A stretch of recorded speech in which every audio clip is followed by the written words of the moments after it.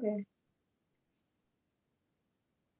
Hey guys, welcome back to Becoming. And I am Vimala Rane, mother of two lovely daughters, wife of a wonderful husband, and Mrs. 2019 Superwoman title winner, a corporate trainer turned relationship coach.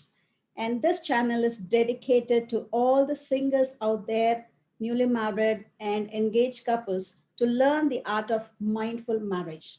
And a recent past, I have been having discussion with very good-hearted people whom I know very well and who can contribute to the topic called mindful marriage. So today I have a very interesting friend of mine, and she is one of the most successful women I know, and her name is Major Namrata. So I'm going to welcome Major Namrata, and we are going to have a discussion on mindful marriage. Please stay till the end to get a lot of golden nuggets on mindful marriage and how to become a soulful life partner. I welcome Major Namrata now. Major Namrata. Hi, Thanks. welcome. Welcome to Thanks, the show. Vimala. Good to meet you. Yeah, thank you so much for coming on my show.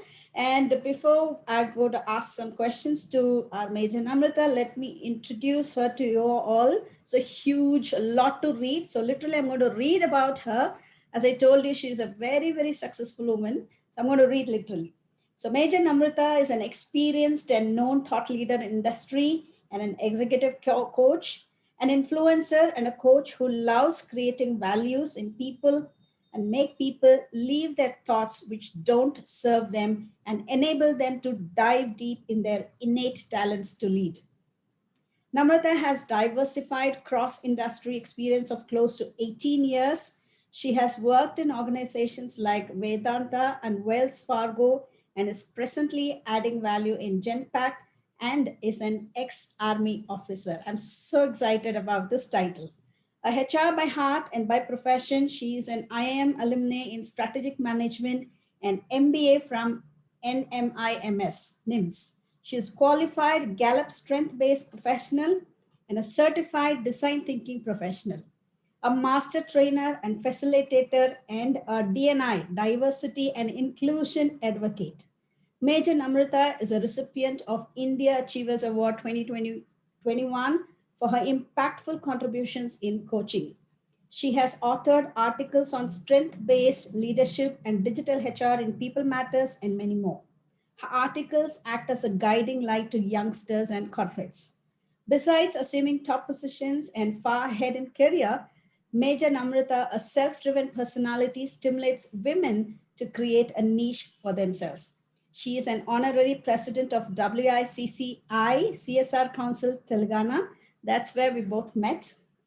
And if you want to contact her, you can find her in Corporate Citizen, May 16 to 31st, 2021 edition as well. She's a guest writer for People Matters, Leaders Hum podcast, Global Leaders podcast as well. So I'm glad to invite Major Namrata. I'm going to call her Major because I have a huge respect for the title. And I welcome you to the show and kindly say something about you. Thank you so much, Vimala. First of all, pleasure seeing you. And we have been chatting and we have been being in touch for so long. But it's great to be in your show for such a wonderful, I would say, reason for such a great cause. So first of all, immense gratitude, and you're doing a wonderful job, I think, and immense compliments and best wishes to you for this wonderful journey of creating that kind of value for our next generation. And great that you thought of inviting me here. Yeah, thank you so much. So can I get into And the question I answer think session now? you're getting Your voice is breaking, sure, Major. sure, Vimla. Your You voice is it's not breaking. Your voice is breaking. yes, I think some erratic network because even you are getting frozen, Vimla. Okay, fine. So my first straight away, let's get into the topic called mindful marriage. So what are your thoughts about mindful marriage? Yeah, brilliant topic, Vimla, and let's reflect back on this beautiful, institution called marriage, uh, let me just take you back from the culture from where we are coming. Okay, our culture is, we are Indians, and we belong to very, very strong culture. Okay, and the culture, with culture we create our mindsets. With mindsets we create our belief system. With belief system we create our values, and with values we create our outlook. And I always say that yatha drishti tatha drishti. I mean, yatha drishti tatha srishti. So the world is how you look at it. Okay. So now, if the contemplation of the culture is not correct, okay, so your outlook will be incorrect. So now, how are you contemplating it? How much knowledge you have for the culture is first and foremost thing. Unfortunately, what I have seen is the glorification has been done as per the whims and fancies and as per the ease and convenience of certain segment of people. Okay, we talk about Sita, we talk about Sati. Okay, we do not talk about Savitri, with how much of strength and determination she took that stand. Okay, and then she got things back from Lord Yama. Okay, so both men and women have been construct of the society right from the beginning.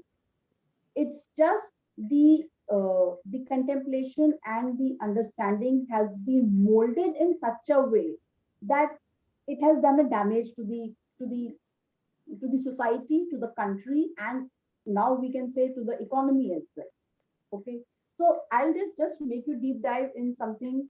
Uh, Again, going back to our culture and to our religion, uh, we are always with we always used to say Shri Shri Radhe, okay, or Shri Durga Sapshati. There was nothing called Srimati.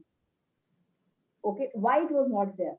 So it is not coming from from our primitive era, which unfortunately now we hear that that in olden days also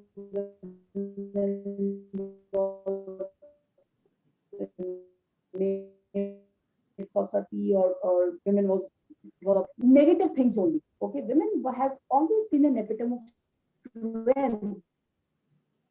Okay, she has always been a epitome of love. She has always been an epitome of taking things together. And now, if I've been in now corporate, now when I continue, it is called leader, and that's what we want leaders in our organizations and in our society as well. So when a woman has been doing so many things, so why only glorification of certain people to think, to contemplate, and to reflect back? Now let's talk about men. Men again are equally important construct of the society, having their and having and taking and progressing in the economy, progressing in the society. Unfortunately, what is happening that women are not changing, women are evolving. Okay, now women are evolving, men requirements are also evolving, but their understanding is not. Okay, that's what I see is the basic damage. And why it is not evolving again, only and only because of the understandings and belief systems that they have unfortunately got from their people, from their maybe grooming, parenting. And that's how they look definitely for intelligence. They look for some spark in their partner with whom they can talk, with whom they can discuss all the stress that they're going through. They can discuss their financial goals and all those things. But then the moment they see some kind of deflation or conflicts with their belief system as for the expectations of women, the conflict starts. Conflicts within their own mindset starts.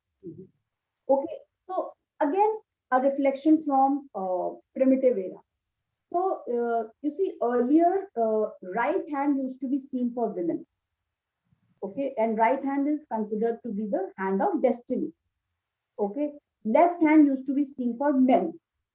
Okay, because they were the bread earners, they used to work hard and they used to create the life of their family and all. Now even astrologers have started looking hands of women because they are no more dependent. Okay, they are creating their own destiny. Even if they are getting married, they have their own destiny. They are working, they're earning, they have their own thought process, they're thought leaders. So all these glorifications of empathy, EQ, EI only parked for women, and decision making, evaluating, analyzing, and all these things have been parked for men.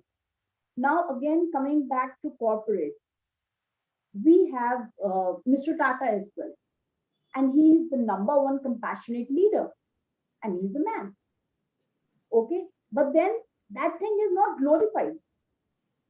Okay, so that is what is somewhat I feel the damage has been happening uh, because of the lack of understanding, because of not going into the depth of our rich culture, and and then making belief system only and only for their own ease and convenience. So taking this as a kind of background and making a little foundation of our mindful marriage, and both men and women being the equally important, I'll just progress further with uh, how the society is progressing, and how both men and women are also navigating and progressing. Now women, when I say that they're evolving, they have started becoming vocal, they started applying their mindsets. However, since again, because of the grooming, their own mindsets are somewhere that, oh, they are not supposed to do work outside, or even if they're going outside, they're coming back with the guilt in their heart and mind that, oh, my child has been there and I have not been able to look after for my child. Now what are all these things doing to a woman? First and foremost, they're affecting the health. Okay, the negativity starts coming in. Okay, what happens after this? The women is constructed in such a way that the entire biological cycle, okay, the entire sensitivity, the entire construct of the women get affected in a negative way. Now this is as for the women. Now here, when you're getting married, okay, and when you have partners, so what do a male counterpart do to kind of empower his partner? Here comes the role of a man in modern marriages, in today's marriage, that they need to understand and come out of their old belief system that this is what the construct of their partner is. Okay, when I say partner, they have to understand that this is what they are going through, this is what their mindset and belief system are. So in order to have a healthy, uh, a mindful, a soul rich, a beautiful marriage, some kind of understanding. I would not say that those efforts are required. The understanding is required for men to come out of their old belief system and to have that intelligent mindset being applied on their own self, reflect in their own life, and for their own good, come out of that old primitive era and work towards their healthy marriage. Work towards a healthy marriage for whom? First, for themselves. Second, for their next generation. Because again, they have got, I mean, today's couple, they have got all this kind of belief system with their by their parents or by their grannies and all those things. Now, the next generation, what are they looking forward for? So I was just giving one. I was interacting with Daulatram College, which is a girls' college, and 22, 23 years of age, and with so much of aspiration, with so much of energy, and I myself being in HR, I was just saying that where do you girls vanish when I need that talent?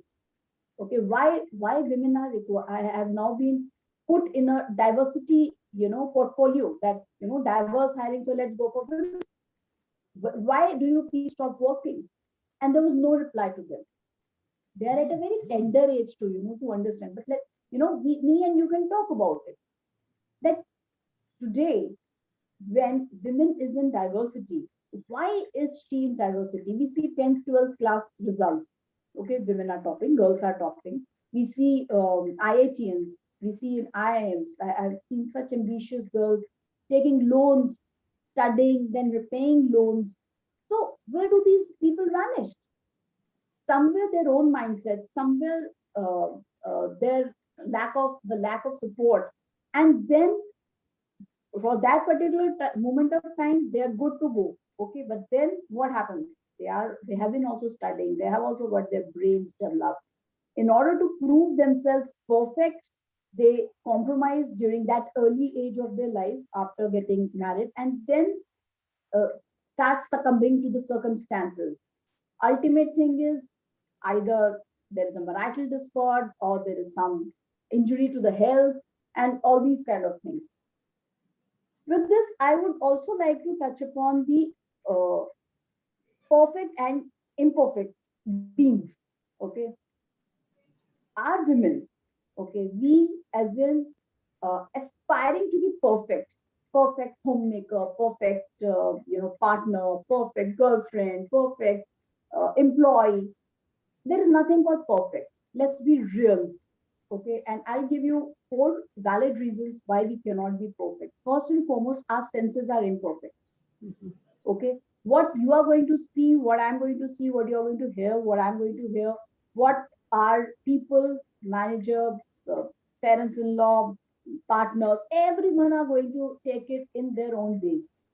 So let's take it and forward that our senses are imperfect. So howsoever, a lady or a man, even for that matter, a man also tries their best that, oh, let me be the perfect husband. And then if they do not get in return, and they come up with these kind of statements that, oh, I was just trying to be perfect and I'm the perfect man, but still I'm not having a happy or a married a happy and a splendid married life. So the fact is, be real. Okay, because everybody's senses is imperfect. Second, we all are bound to commit mistakes. Again, an eternal truth. It cannot be possible that anyone is born without mistakes. Okay, even we read about Steve Jobs, we read about Mr. Tata. I mean, they all have gone through their own journey of being in the leadership positions, and they all have committed mistakes. Uh, Third, we all have the tendency to cheat each other or to lie each other. Okay, so let's talk about our I mean, best of the animals that we really keep to have at their home, at our homes, and that's dogs. Okay, we always say dog is the most loyalist animal. You have a dog, you keep a dog as a pet, okay, and just keep him or her out for some time and let your neighbor feed that dog with a mutton or with a piece of bone. 1 day, 2 day, 3 days, 4 days. Fifth day, you will not see him or her, wagging their tail, and you will see them also, sitting outside of their neighbor. So this is a tendency to to lie, to cheat. This, and dog is the best example on this. So, and we are machines. Yeah. Okay, we are not human. We are not God, for that matter. So we are also tend to commit mistakes, tend to lie. So that's the reason we cannot be perfect. Okay. So then we get illusion. Okay. We feel that, oh, I have done this. A woman might feel that, oh, I'm preparing food. It's my thing that I have done. A man may feel that, oh, I am the earner of the family. I am going out. I am, that thing of I. Right. It's not you. It's first of all, I mean, I take it as at a level of soul. Okay, it's all shirts that we are wearing it. Once the soul is out, there's nothing man or woman. It's all about soul. So now, if you are making food, or if you are earning bread and butter of the family, that does not mean that that you are the boss, or you are doing something great. You have been enabled by one supreme force, and that's Lord. And be grateful that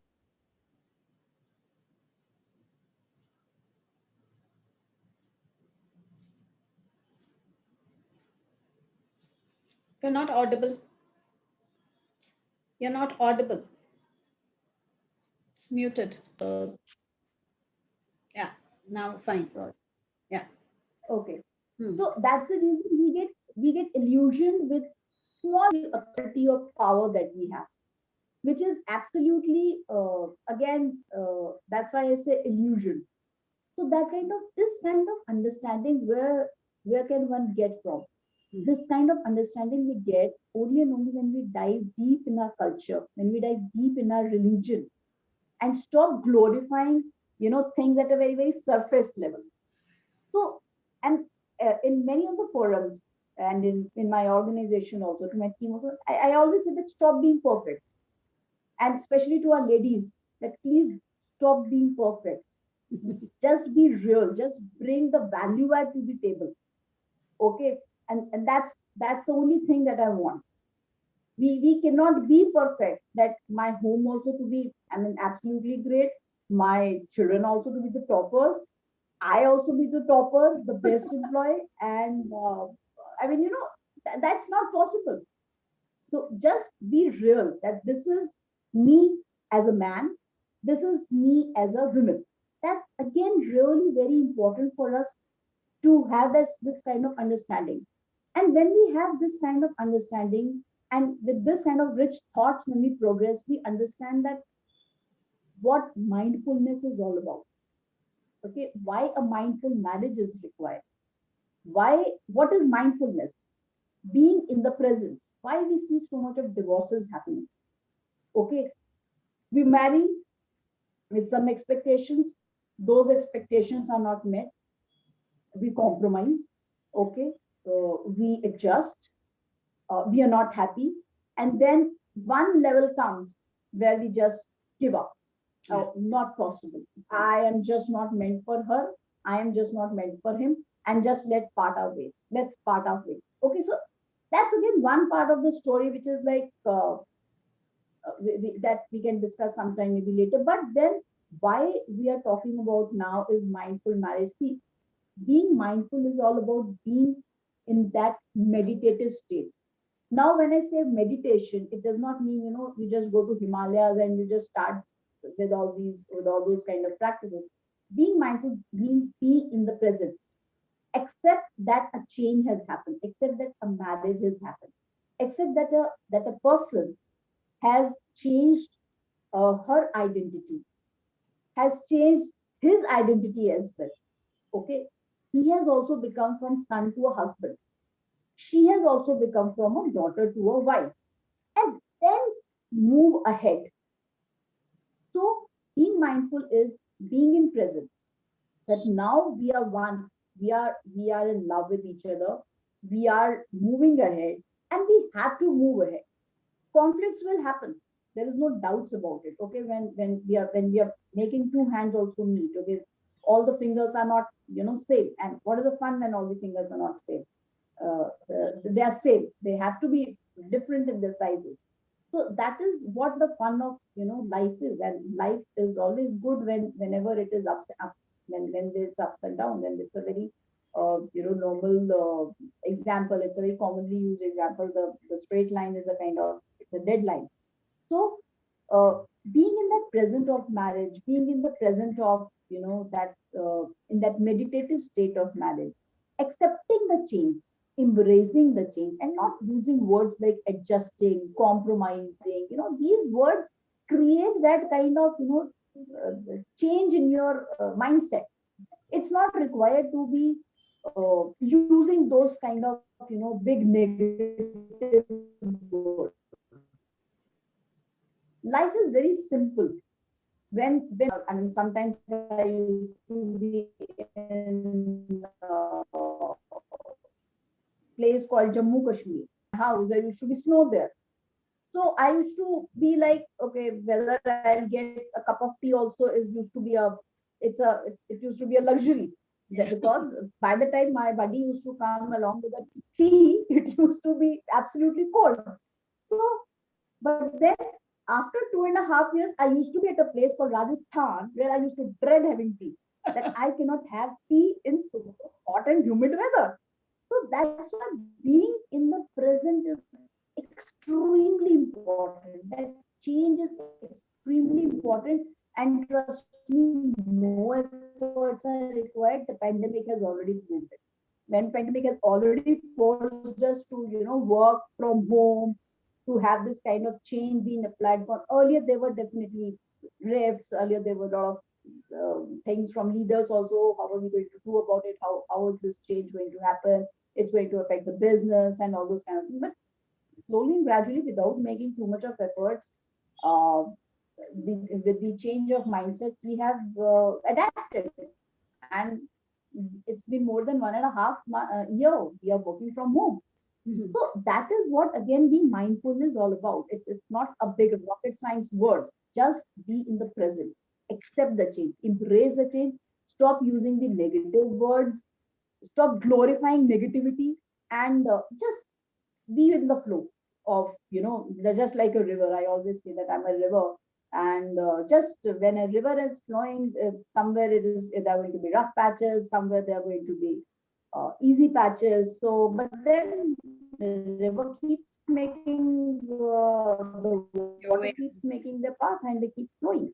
So that's what is required in today's world as well. So that's what I'll just start with the thing with the conversation of being mindful marriage. Perfect. Secondly, So if I what have to, I have seen in most of the places, so sure, if there is one takeaway from today's discussion, it will be how these youngsters are going to learn the adaptability aspect of a marriage. this There's one skill that they need to learn is adaptability, and this COVID time has taught that very well for all of us. It's a very common word right now: change, accept, adapt. So that is a one word, one lesson from Major Namrata for all of us.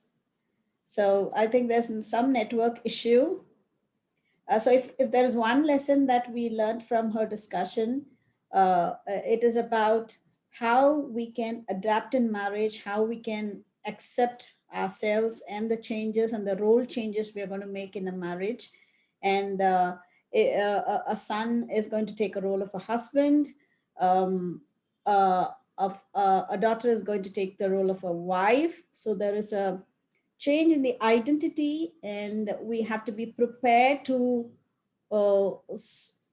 adapt according to the identity we take up. So son into a husband, daughter into a wife is definitely a huge change in one's life. And so being in the present is mindfulness according to Major Namrata. And I thank you. There's some network issue with Major Namrata. So I think we need to have one more session with Major Namrata, because there's a lot you can share, and there's a lot of things youngsters can learn from you. So definitely I'm going to take some more time with you sometime later. And thank you so much. That was a lot of lessons from you. Whatever I remember, I have summed it up.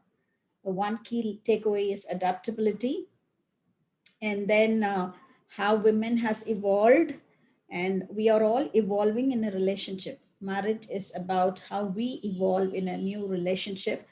And another interesting thing what I learned from this talk is uh, we are going into the future, so we have to learn new lessons that will fit for our children, and we have to unlearn few lessons that is not suitable for our future family, that is our children. So we might have taken some lessons from our parents and some of the relatives, and we are not going to take all those lessons what we learned from our past family, that is our parents family, because uh, our family, once you get married, your family is your future family with your children. So Thanks a lot, Major Namrata, for your beautiful talk, non-stop talk that was. I think you are having a lot of golden nuggets to share with my audience. I'm going to definitely book another show with you. Thanks for coming. Great. And do you have anything to say right now? Thank you so much, Vimla. I just wish all of the people lots and lots of positivity and lots of love and lots of happiness. And life is beautiful. Just enjoy, guys, and just keep rocking. Thank you so much for having me. I hope I could be some value added. Love. Thank you. Thank you. Thank you so much. Love you a lot, Major Namrata. Thank you. Bye bye. God bless. Yeah. God bless you too. So guys, we come to the end of this video. There are some network issues, but I'm not going to edit this video. I'm going to straight away upload it. And if you like all these discussions, please ensure that you like, share, and subscribe, and share it with people who are engaged, newly married, and yet to be married, because this is a channel which is helping uh, people to learn on premarital skills. So before marriage, or even if you're newly married, or even if you're engaged, please make sure you understand the concept. It's a heavy concept. It's a new concept in our country because we never talk about relationship. We a lot of channels which talk about how to make money, how to build your career, but there's hardly any channels that talk about relationship, and very few are talking about marriage. So this is my call, this is my purpose. I want to educate youngsters, 1 million singles, on how to be mindful life partner and soulful life partner. So thanks for watching, and I'll come back again with another interesting interview with another interesting um, friend of mine. So thank you so much for watching, and please subscribe. You will get a lot of lessons from this. Even married people might get a lot of interesting lessons from this channel. Thank you.